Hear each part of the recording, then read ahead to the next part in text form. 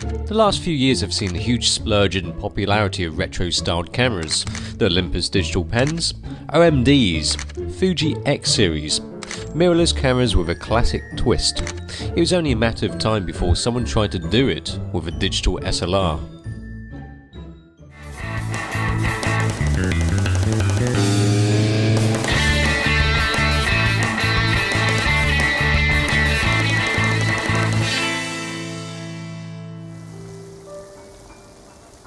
It took a bloody long time, but Nikon has done it with the DF.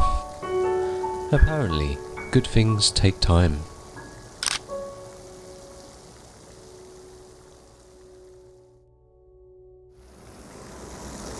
And they came out with this. Where did they spend their bloody time? I mean, they said that the DF was 4 years in the making. They took 4 years to do this. They're trying to make it look like that. Well, they bloody failed then, didn't they? I mean, what were they doing, to be honest? If we look at the top dial, okay, yeah, you got exposure comp dial. Oh, that looks classic. ISO dial, oh yeah, dial must be classic. Oh, they've got another dial here. Shutter speed dial, classic. And then the prism, all right, vaguely similar. 4 years, 1, 2, 3, 4. 4 years, 1 year for each dial, and then 1 for the prism. Well done. But the rest of it looks like a digital camera. Okay, they've got to put LCD screen buttons there, but it looks like a D800 with some fancy stickers on the front. It doesn't even have an aperture ring on the lens. Oh, how do we make it look more classic though? Let's put a silver dial on it. Wowee. The lens is your not-so-old autofocusing 15mm f1.8G with a shiny bit around it. True, you can mount old f-mount lenses on it, even pre-AI, but the standard focusing screen is not good for manual focusing. Can you change the screen? Probably not. This is 100% accuracy viewfinder. And like the D800, you probably can't get any kind of cat's eyes, not literally cat's eyes. That would be cool to dig a cat's eye and put out in this cat's eye, the brand. I mean, if you look on the bottom, it looks like a D800, but then you've got this hole. It's a flat, so it must be classic with a latch here. Battery and memory card. Memory cards? Why didn't they just put it on the side like usual? I can't even close the latch. Bastard. You can think of a lot of different kind of, what does DF stand for? It's digital fusion. But, dumb, douche fuck. The fuck. Daft fuck. This segment has been cut short due to explicit use of the word fuck. You know, I know why that guy in the advert took so bloody long to lift the camera and set it and stuff like that. Because it's actually bloody confusing and not that smooth to use. It's got a mode dial. Look at that. And it doesn't just twist like that, you have to lift it up. M mode. Bang. Oh, subject's run away and it's too quick for me. This is a very pretty shutter speed dial, I have to say. I mean, look at that. If you're French, you probably appreciate the colours. But when you've got an A mode, it doesn't have a function anyway. Nice sound though. Enjoy the sound. DF stands for Digital Fusion, or should that be Digital Confusion? In some ways, I don't think there's a good integration of manual dials and digital automation. I mean, the thing is with the Fuji X100, that was well implemented, how they kind of fused the old with the new. You've got the aperture dial, shutter speed dial, but you would have the aperture priority as an A on the shutter speed dial. But if you're not careful and you're not looking at this and you're thinking, oh, 250th of a second.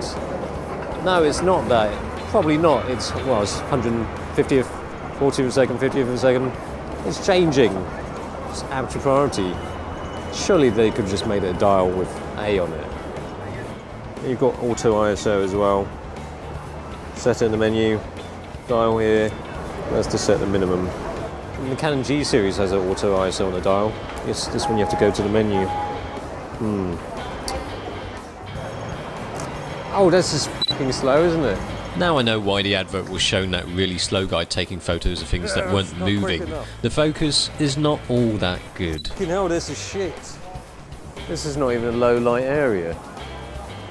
Why isn't it focus? Just pick any random well-lit subject. Moving, of course. There you go. Better. Yes, this is an autofocusing camera. It's got 39 autofocus points. It's the same system as found in a D610.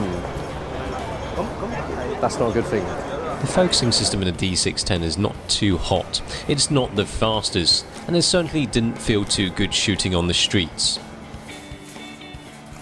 Alright, what about stuff other than the AF? In terms of technology, it's pretty good. It's got the D4 sensor and low light. It performs incredibly well. If you believe all that DxO Mark stuff, then this is the king of low light apparently. As you can see by this rather scientific test, the ISO performance is phenomenal. It holds its own up to ISO 12800 where the image is perfectly usable.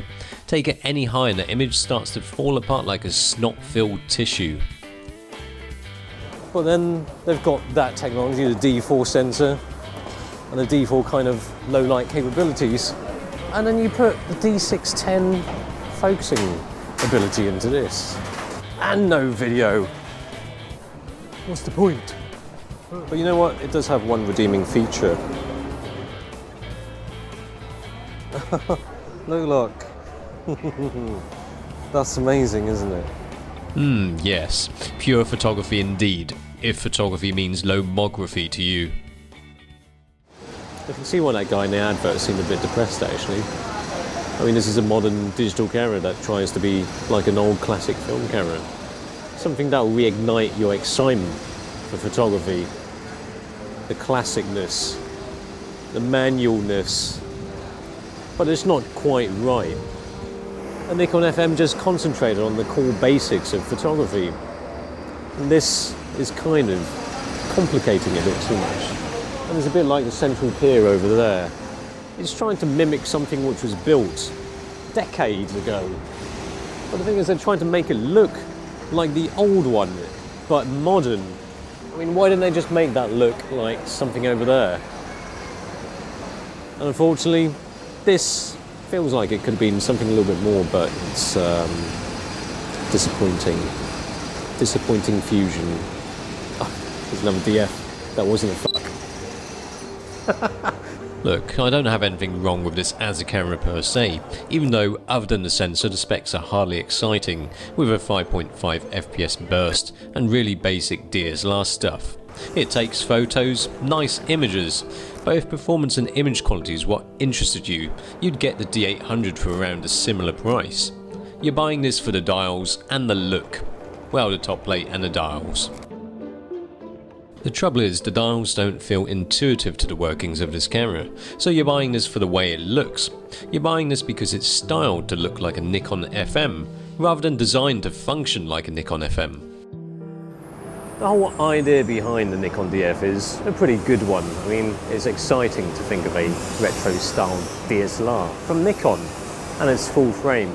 But in reality, it's actually quite disappointing. It's a little bit half-arsed. If they'd gone full-arsed, that would have been amazing. Or no arsed at all. If they just stuck with their DSLRs, boring, inoffensive, but functional. I won't laugh at anyone who's going to buy a Nikon DF. Well, anyone interested in a DF must have a good sense of humour anyway, so I guess they can do that themselves. This is a bit of an oddball. It's ever so postmodern, no depth. Alright, it's got a good sensor, but frankly, one should expect a bit more out of Nikon.